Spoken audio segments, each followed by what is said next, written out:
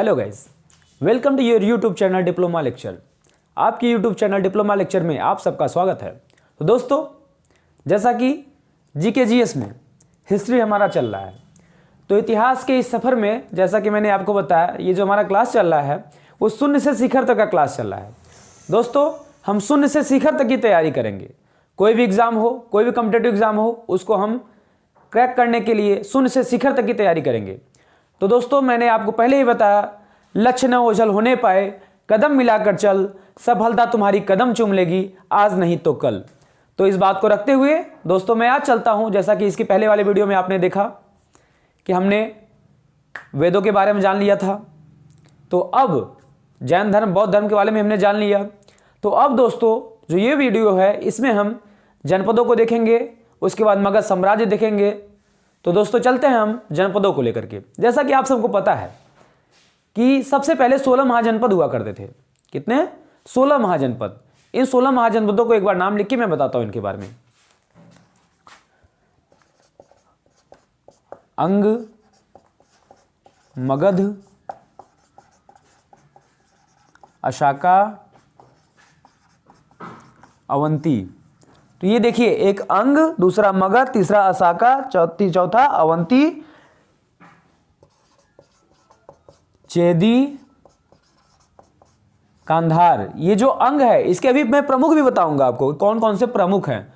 तो चेदी हो गया, कांधार हो गया, काशी हो गया, और इसमें हम कंबोज लेते हैं, कौशल, कंबोज, कौशल। और दोस्तों, ये कितने हुए? 4 4 8 1 9। अब इसमें कुछ और हैं, जैसे कि कुरु है, माला है, मच्छा है। लिख लेता हूं, कुरु है, माला है, मच्छा। अभी हुए 4 4 8 4 12, 16 महाजनपद थे, जिसमें पांचाल था, कुरुशेला, पांचाल था, कुरुसेना। सॉरी दोस्तों, ये कुरुसेना है। क्या है? कुरुसेना। तो पांचाल, कुरुसेना, विज्र और वत्स्य, ब्रिज और वत्स। तो दोस्तों, ये 16 महाजनपद थे। ये प्रमुख कितने महाजनपद हुआ करते थे? 16 महाजनपद हुआ करते थे, जिसमें से 4 प्रमुख महाजनपद थे। एक था मगध, दूसरा अवंती, तीसरा था कांधार, या आप सीधे कांधार नहीं, कौशल था। कौशल भी प्रमुख था और वत्स भी प्रमुख था। तो दोस्तों, ये प्रमुख महाजनपद हुआ करते थे। तो इन्हीं जनपदों को एक दूसरे में होड़ मचा हुआ था कि कौन जनपद किस पर शासन करे।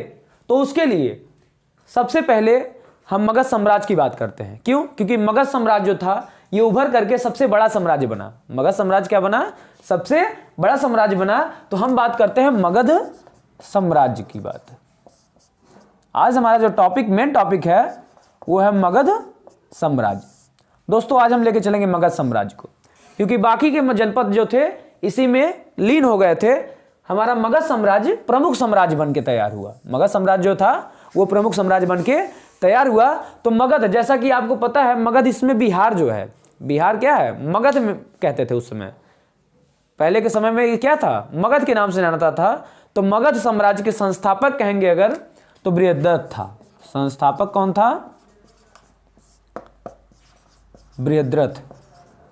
लेकिन ये बहुत दिनों तक शासन नहीं कर पाया, इसे केवल संस्थापक का नाम दिया था। अगर पूछ लेगा एग्जाम में कि मगध साम्राज्य के संस्थापक कौन था, तो मगध साम्राज्य के संस्थापक थे बृहद्रथ। अब इसी मगध साम्राज्य में कुछ वंश चले थे। बृहद्रथ तो था, उसके बाद कुछ वंश चला, जो कि हर्यक वंश। कौन सा वंश? हर्यक वंश। हर्यक वंश के पहले शासक जो पहले थे, वही मगध साम्राज्य के वास्तविक संस्थापक बने। हर्यक वंश के पहले राजा कौन थे? बिंबिसार। कौन थे? बिंबिसार। यही बिंबिसार आगे चल के, आगे क्या, यही बिंबिसार जो थे, ये मगध साम्राज्य के वास्तविक संस्थापक, ये क्या थे? वास्तविक संस्थापक बने। ये क्या बने? वास्तविक संस्थापक। तो दोस्तों, अगर एग्जाम में पूछता है कि मगध साम्राज्य का संस्थापक कौन था, तो वो था बृहद्रथ, और वो मगध साम्राज्य का वास्तविक संस्थापक कौन था? तो वो था बिंबिसार। तो दोस्तों 544 ईसा पूर्व में, 544 ईसा पूर्व में बिंबिसार गद्दी पे बैठता है। 544 ईसा पूर्व में बिंबिसार बृहद्रथ की हत्या करके गद्दी पर बैठता है, और ये 492 ईस्वी पूर्व तक, 492 ईसा पूर्व तक शासन करता है।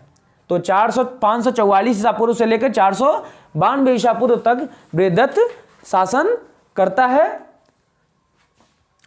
तो दोस्तों हम ये बिंबिसार के बारे में बात करेंगे, तो जो बिंबिसार था ये जैन धर्म और बौद्ध धर्म के समकालीन था। जैन धर्म और बौद्ध धर्म के समकालीन था। जैन धर्म के समकालीन मतलब जो महावीर स्वामी थे, महावीर स्वामी के भी समकालीन थे ये बिंबिसार, और बौद्ध धर्म मतलब महात्मा बुद्ध के भी समकालीन थे। लेकिन ये बौद्ध धर्म को मानते थे। किस धर्म को? ये बौद्ध धर्म को मानते थे। ये इनके कहते हैं कि ये बौद्ध और जैन धर्म के जो 24वें तीर्थकर थे, 24वें कौन थे? महावीर स्वामी, इनके समकालीन थे। तो दोस्तों देखिए ये मानते तो बौद्ध धर्म को थे, लेकिन अभी के समय में जो युद्ध होते हैं वो तो अभी मान लीजिए धर्म को लेके होते हैं, लेकिन ये एक समय था जब ये राज्य जो भी थे, ये 16 महाजनपद जो थे, ये महाजनपद धर्म के नाम पे कभी नहीं लड़ते थे। कोई बौद्ध धर्म मानता था, कोई जैन धर्म। एक ही राज्य में रहने वाले, जैसे मगध में रहने वाले बौद्ध धर्म को भी मानते थे, जैन धर्म की मानते थे। इनमें कोई भेदभाव दिक्कत नहीं हुआ करता था। चाहे आप जैन धर्म को मानिए चाहे बौद्ध धर्म को, तो उसे मानने वालों में बिंबिसार जो था वो बौद्ध धर्म को मानता था। और महावीर स्वामी के भी कार्यकाल को ये बढ़ाता था, उनके कार्यों को बढ़ाता था, लेकिन मानता था बौद्ध धर्म को। तो ये आपस में साम्राज्य बढ़ाने के लिए युद्ध करते थे, न कि धर्म के लिए युद्ध करते थे। साम्राज्य बढ़ाने के लिए हमेशा युद्ध किए हैं, लेकिन धर्म के लिए कभी युद्ध नहीं किए। और बात करते हैं इसी में कि बिंबिसार जो था, इसमें जो बिंबिसार था ये 3 तरह से विस्तार किया था अपने राज्य का। अपने राज्य का इस विस्तार किसके तरीके से किया? 3 तरीके से। पहला तरीका था विवाह का। पहला तरीका क्या था? विवाह से। इसने विवाह से अपने राज्य का विस्तार किया था। विवाह में इसने कोसला देवी से शादी किया था, जो कि काशी की, ये कहां की थी? कोसला। एक क्या नाम था इनका? नाम याद रखिए, कोसला देवी। कोसला देवी ये कहां की राजकुमारी थी? काशी की राजकुमारी। ये कहां की राजकुमारी थी? काशी की राजकुमारी कोसला देवी। इनसे इन्होंने विवाह किया था। और चेलना जो कि वैशाली की थी, चेलना ये कहां की थी? वैशाली की थी। ये वैशाली जैसा कि आप देख रहे हैं, वत्स देख रहे हैं ना, तो वत्स की राजधानी क्या थी? वैशाली। तो ये वत्स देख रहे हैं, वत्स की राजधानी क्या थी? वैशाली। तो वैशाली की राजकुमारी जो थी चेलना, इससे इन्होंने विवाह किया था और विवाह नीति अपनाई। सोचिए 3 नीति अपनाया था इसने। एक विवाह नीति, तो विवाह नीति में इसने कोसला देवी से विवाह किया जो कि काशी नरेश की पुत्री थी, मतलब काशी की राजकुमारी थी। और चेलना से विवाह किया जो कि वैशाली नरेश की पुत्री थी, चेलना।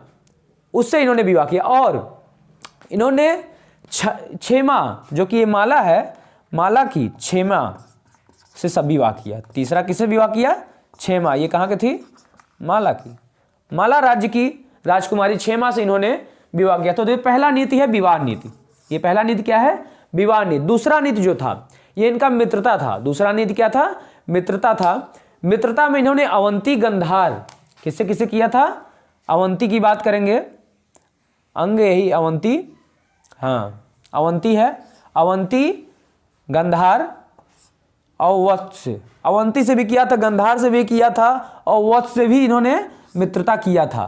तो दोस्तों अवंती, गंधार और वत्स से इन्होंने क्या किया? मित्रता। तो इनका दूसरा क्या था? मित्रता, जिसमें इन्होंने अवंती, गंधार, वत्स इत्यादि भी कह सकते हैं, और कुछ महाजनपद थे इत्यादि से इन्होंने क्या किया था? मित्रता किया था। और तीसरा इनका क्या रोल था? इन्होंने जो तीसरा रूप अपनाया था वो था युद्ध का। इन्होंने तीसरा क्या अपनाया था? युद्ध का। तो दोस्तों इन्होंने अंग से युद्ध किया था। किससे युद्ध किया था? अंग महाजनपद से। अंग महाजनपद से इन्होंने पहला युद्ध लड़ा था। उसमें अंग महाजनपद के राजा हुआ करते थे बृहद्रथ। मैंने आपको लिखवा नहीं है नाम, बृहद्रथ। तो यही अंग जनपद के राजा कौन थे? बृहदत्त। ये कहाँ के थे? अंग के। तो अंग के राजा बृहद्रथ से इन्होंने युद्ध किया और इस युद्ध में बृहदत्त को हरा करके इन्होंने मगध साम्राज्य के वास्तविक संस्थापक के रूप में नींव रखी। तो मगध साम्राज्य के वास्तविक संस्थापक इसीलिए हम किसको कहते हैं? बिंबिसार को कहते हैं। किसको कहते हैं? बिंबिसार को। और इनके जो दरबार में चिकित्सक एक रहते थे, दरबारी चिकित्सक। दरबारी चिकित्सक, प्रमुख चिकित्सक थे जो कि दरबारी चिकित्सक थे, उनका नाम था जीवक। तो दोस्तों ये याद रखेंगे कि जीवक कौन थे? तो जीवक बिंबिसार के दरबारी चिकित्सक थे। बिंबिसार क्या थे? दरबारी चिकित्सक थे। और इन्होंने राजगिरी नाम का, राजगिरी या तो गिरिव्रज, राजगिरी या तो गिरिव्रज, यहां लिख लेते हैं, राजगिरी या फिर गिरिव्रज। तो राजगिरी या फिर गिरिव्रज इन्होंने अपना राजधानी बनाया था। राजगिरी का ही नाम गिरिव्रज भी है। तो राजधानी इन्होंने बनाया, मतलब पहले इस नगर को बसाया था, नगर की स्थापना की थी। तो कभी कभी एग्जाम में पूछता है कि राजगिरी नगर की स्थापना किसने की? तो राजगिरी नगर की स्थापना बिंबिसार ने किया था। किसने किया था? बिंबिसार ने। और राजगिरी को अपनी राजधानी उसके बाद बना लिया। तो दोस्तों ये जो बिंबिसार है इसने अपना कार्यकाल तो सही चलाया, लेकिन ये जो वंश था, ये बिंबिसार के पुत्र अजातशत्रु जो कि कोसला देवी का पुत्र था। जैन धर्म और बौद्ध धर्म में कहा गया है कि कोसला देवी का पुत्र था। किसका पुत्र था? कोसला देवी का पुत्र था। क्या नाम था इसका? अजातशत्रु। नाम से ही शत्रु है, नाम से ही शत्रु है। तो अजातशत्रु 492, मैंने जैसा कि आपको बताया कि 544 ईसा पूर्व से 492 ईसा पूर्व तक बिंबिसार अपना राज किया था। तो 492 ईसा पूर्व में अजातशत्रु ने बिंबिसार की हत्या कर दी। बिंबिसार क्या करी? हत्या कर दी। और कुड़िक के उपाधि से नवाजा गया। तो दोस्तों एक बार बिंबिसार को आप देख लीजिए और इसका पहले स्क्रीनशॉट लीजिए। तो मैं चलता हूं अजातशत्रु की तरफ। हाँ तो दोस्तों अब हम चलेंगे अजातशत्रु की तरफ। ये आपकी राज्य है, आप इनको एक बार नोट कर लीजिएगा अच्छे से।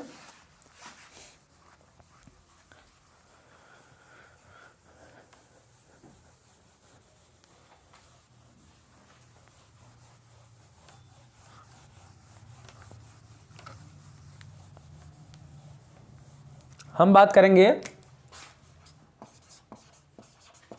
अजातशत्रु के बारे में।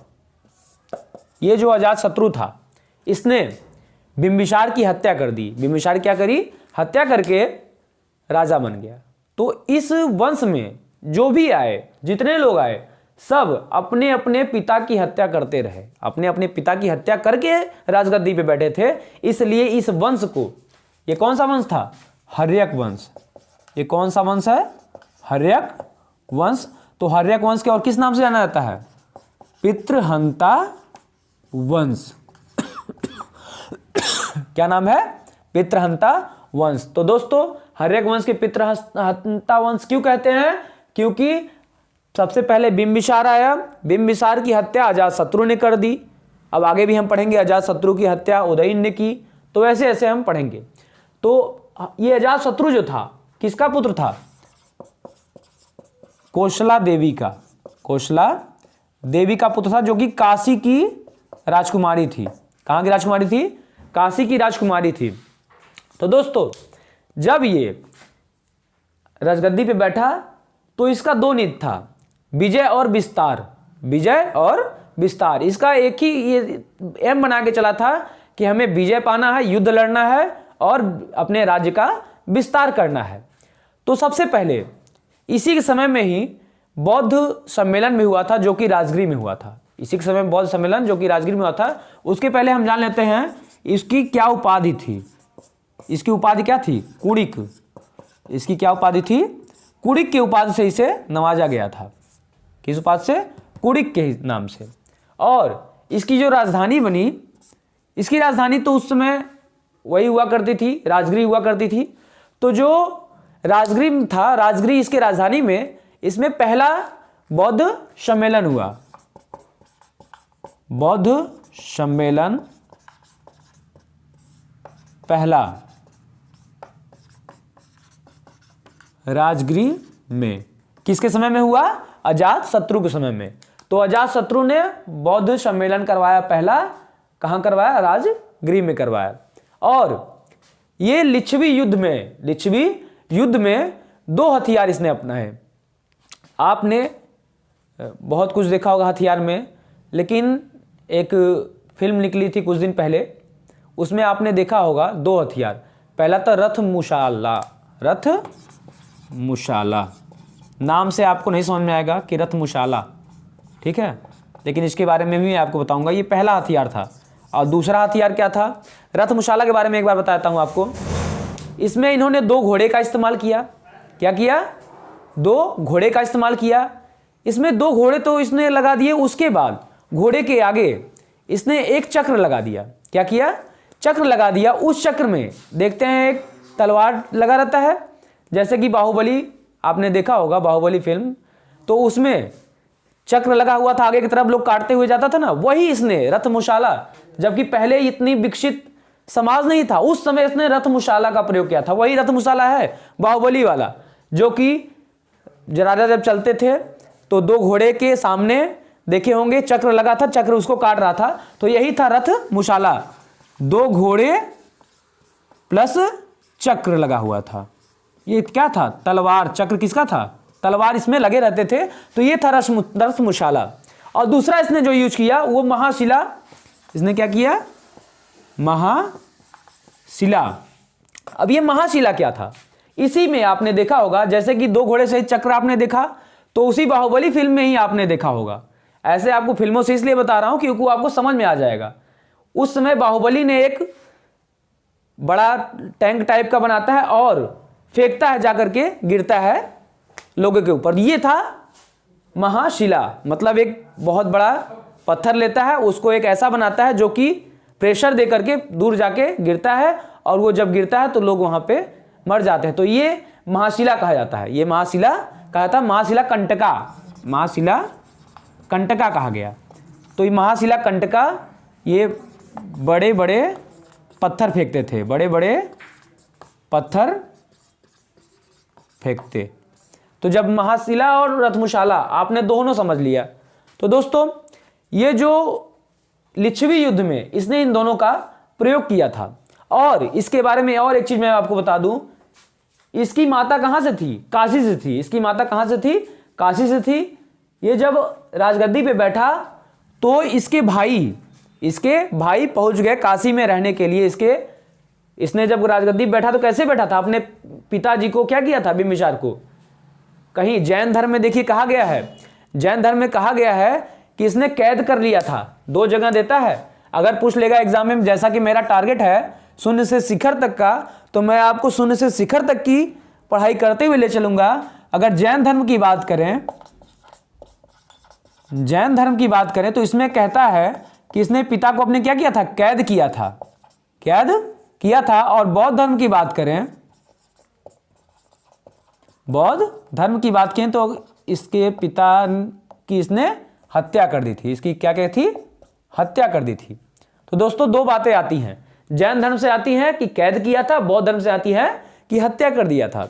तो इतना हम जानते रहेंगे। अब जब ये अपने माता की मृत्यु होने के बाद इसके भाई लोग काशी में रहते हैं, तो काशी से जब इसका टैक्स नहीं आता, एक राजा को जो उसके अधीन राज्य होते हैं तो उसे टैक्स की आवश्यकता पड़ती है। तो जब काशी से टैक्स आना बंद हो जाता है तो ये काशी पे हमला कर देता है। ये क्या करता है? काशी पे हमला कर देता है। उस समय काशी के राजा कौन थे? प्रसेनजीत, जो कि इसके मामा थे। क्या थे? इसके मामा थे, मतलब कोशला देवी के भाई और अजात शत्रु के मामा। अपने मामा के ऊपर ये चढ़ाई कर देता है युद्ध के लिए, और वहां पर भी जीत करके काशी में भी अपना साम्राज्य विस्तार कर लेता है, तो टैक्स अपने आप मिल जाता है। तो दोस्तों इस तरीके से इसने अपना कार्यकाल चलाया था। और इस वंश को पितृहंता वंश कहा गया, ये भी आप जानते रहिए। जो हर्यक वंश था इसे पितृहंता वंश कहा गया। अब इसकी हत्या, अजात शत्रु की हत्या किसने की? उदयन ने। अजात शत्रु की हत्या किसने की? उदयन ने। तो दोस्तों अब हम बात करेंगे उदयन के बारे में। अब हम बात करेंगे किसके बारे में? उदयन के बारे में। तो चलिए अब इतना आप पहले एक बार स्क्रीनशॉट लेना है तो ले लीजिए। आपको वैसे भी स्क्रीनशॉट लीजिए या ना लीजिए, मैं आपको आपके डिस्क्रिप्शन बॉक्स में जाएंगे आप, तो उसमें टेलीग्राम का लिंक होगा, उसको आप ज्वाइन कर लीजिए। आपको सारा का सारा जो भी पीडीएफ है मैं आपको उसी में ऐड कर दूंगा और आपको पीडीएफ मिल जाएगा। तो दोस्तों आप सबसे पहले अगर जो लोग शेयर न किए हों वो लोग शेयर कर दें और लाइक कर दें प्लीज़। और ज़्यादा से ज़्यादा लाइक और शेयर करेंगे, अगर वीडियोस के व्यू बढ़ते रहेंगे तो हम आपके लिए लगातार वीडियो लाते रहेंगे। अभी हमारा हिस्ट्री चल रहा है, अभी हो सकता है मैं कुछ दिन में आपके लिए संविधान के क्वेश्चंस और संविधान का पूरा एक डाटा लेके आऊँगा आपके सामने, और इसी तरीके से आपकी संविधान की क्लासेस चलेंगी। तो दोस्तों अब हम बात करेंगे उदयन के बारे में।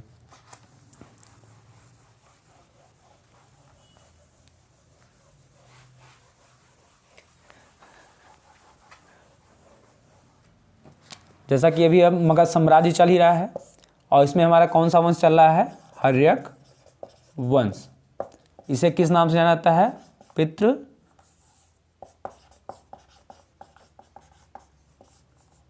पितृहंता वंश। तो दोस्तों सबसे पहले इसमें राजा था, अभी हम सबसे पहले ना अभी बात करते हैं उदयन की बात करते हैं। सबसे पहले बात करते हैं किसकी? उदयन की बात करते हैं। अब जो उदयन था इसने अजात शत्रु की हत्या कर दी। इसने क्या किया? अजात शत्रु की हत्या कर दी। तो जैसा कि मैंने आपको पहले ही बताया कि ये जो वंश था इसको पितृहंता वंश कहा गया। इसको क्या कहा गया? पितृहंता वंश। इस वंश ने अपने अपने पितरों में जितने लोग आए सब लोग अपने अपने पिता की हत्या करके गद्दी पे बैठे थे। जितने लोग भी आए इसने अपने पिता की हत्या करके तब गद्दी पे बैठा था। अब अजात शत्रु ने ही पाटलिपुत्र जो नगर है, जो इसमें पटना के नाम से जाना है, ये दोस्तों ये जानते रहिए आप, पटना आप जानते हैं। तो जो पाटलिपुत्र नगर है इसकी नींव रखी थी। क्या रखी थी? नींव किसने रखी? अजात शत्रु ने। और पाटलिपुत्र नगर बसाया किसने? या संस्थापक कौन थे इसके? संस्थापक कौन थे पाटलिपुत्र नगर के? तो वो थे उदयन।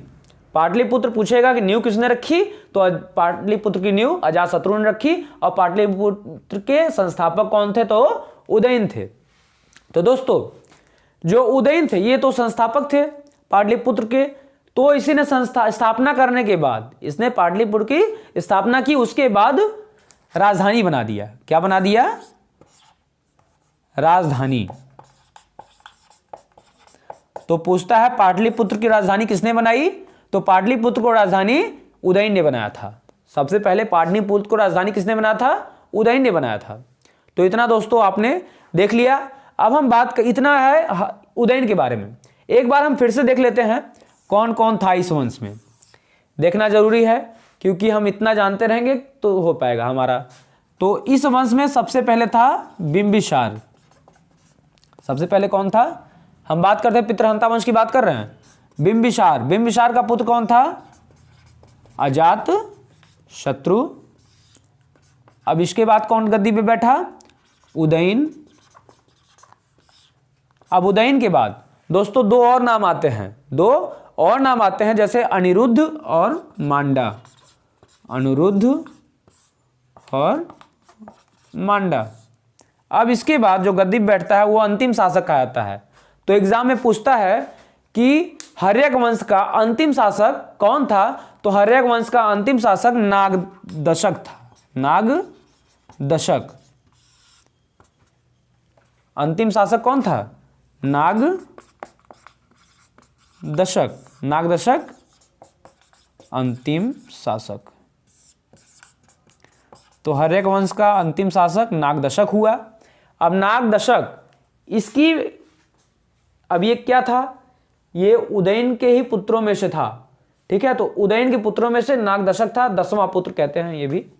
तो ये जानना जो नहीं, बस इतना जान लीजिए कि नागदशक अंतिम शासक था किसका? हर्यक वंश का। अब हम बात करते हैं जो नागदशक था, ये इसको हटा करके, नागदशक को हटा करके इसके मंत्री, नागदशक को हटा करके इसके मंत्री गद्दी पे बैठ गए थे, जिनका नाम था शिशुनाग। तो इसके मंत्री का क्या नाम था? शिशुनाग।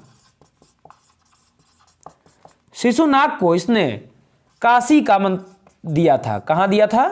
काशी पे दिया था कि आप मंत्री बन के यहाँ पे काशी पे देखते रहिए। लेकिन ये हटा करके नहीं, एक और तरीके से कह सकते हैं, जो नागदशक था, नागदशक ये उस तरीके का राजा नहीं बन पाया जिस तरीके का राजा होना चाहिए। तो उस समय की जो जनता हुआ करती थी वही इसका विरोध करती है। नागदशक का उस समय की जनता विरोध करती है और इनको गद्दी पर से हटा करके शिशुनाग को गद्दी पे बैठाती है, जो कि शिशुनाग कहाँ पे थे उस समय? काशी की कमान संभाले हुए थे। तो काशी से कमान ले आकर के इनको मगध साम्राज्य का, काशी भी उस समय मगध साम्राज्य का ही था, तो मगध साम्राज्य की गद्दी पे शिशुनाग को बैठा देती है उस समय की वहां की जनता। तो दोस्तों अब हम बात करेंगे शिशुनाग वंश की। हर्यक वंश में हम चल रहे थे अभी, हर्यक वंश का अंतिम शासक हो गया नागदशक। अब हम बात करेंगे शिशुनाग वंश की।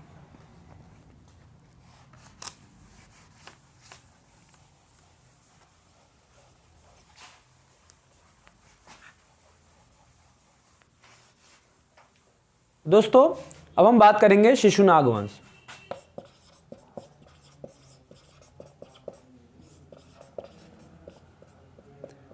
शिशुनाग वंश, तो जो ये वंश था, ये 412 ईसा पूर्व से 412 ईसा पूर्व से 344 ईसा पूर्व तक रहा। ये कब तक रहा? 412 ईसा पूर्व से 344 ईसा पूर्व तक रहा। अब ये शिशुनाग वंश कहाँ से आया?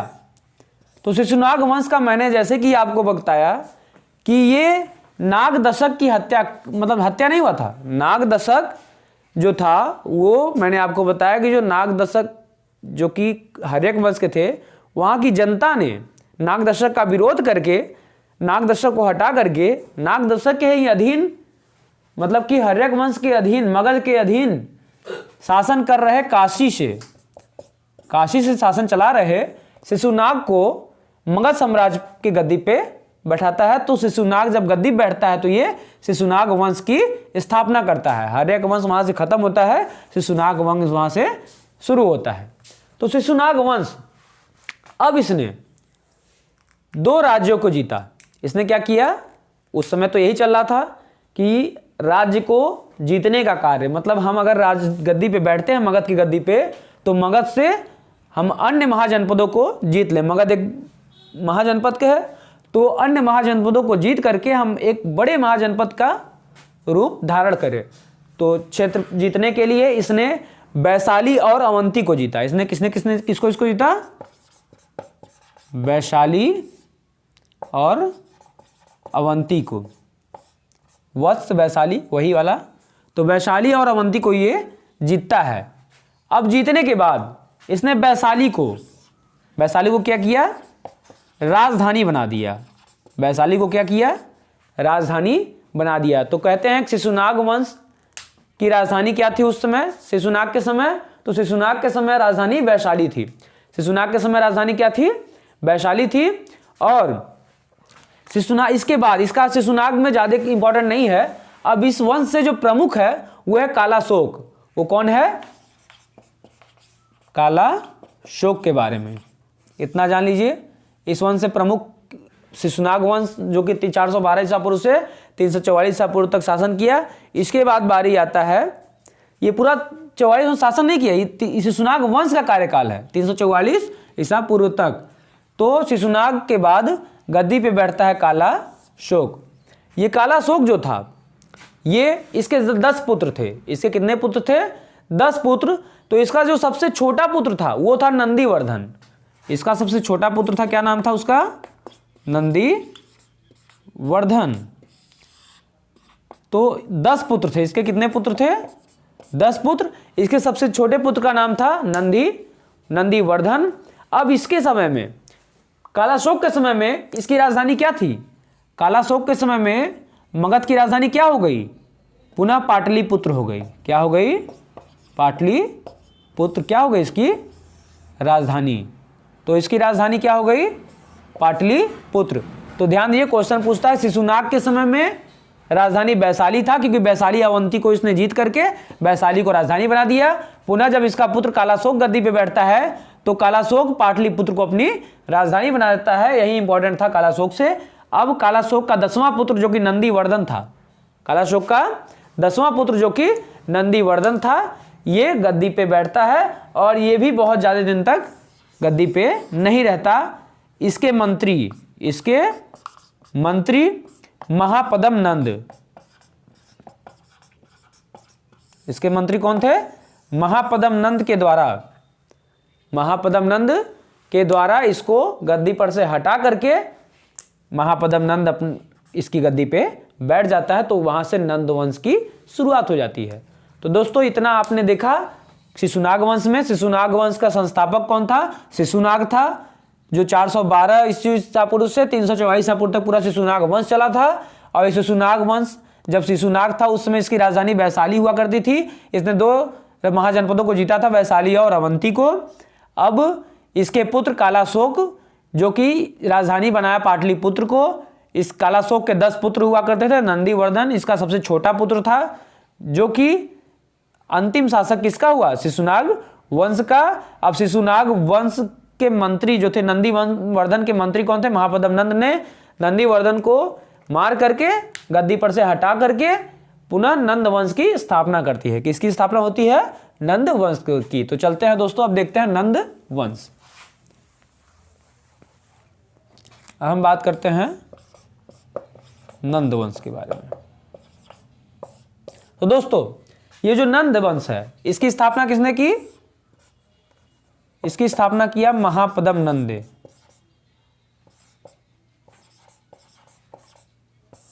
महापद्म नंद ने इसकी स्थापना की। तो दोस्तों अभी आपने देखा नंदीवर्धन के मंत्री थे। ये कौन थे? नंदीवर्धन, जो कि इसके पहले वाले वंश शिशुनाग वंश का अंतिम शासक हुआ।